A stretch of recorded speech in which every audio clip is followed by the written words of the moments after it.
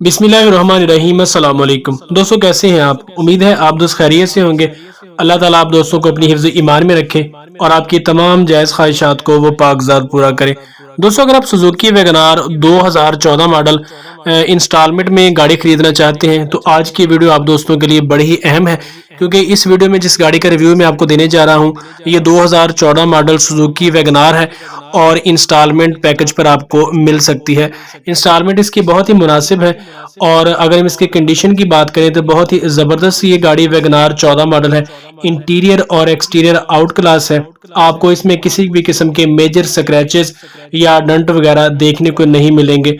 अगर हम इसके इंटीरियर की बात करें तो आप देख सकते हैं कि इसका जो डैशबोर्ड है वो ज़बरदस्त कंडीशन में है और इसके अलावा जो इंटीरियर इसके बाकी सीटों की पोशिश है बहुत ही आउट क्लास है। किसी भी किस्म का आपको जो मसला है वो इसमें देखने को नहीं मिलेगा। इंजन की बात करें तो इंजन इसका 10/10 है और अगर हम इसके एक्सटीरियर की बात करें तो आप देख सकते हैं कि इसकी बैक साइड और इसके अलावा अगर हम इसकी बात करें साइड लुक की तो साइड से भी गाड़ी बहुत ही ज़बरदस्त है।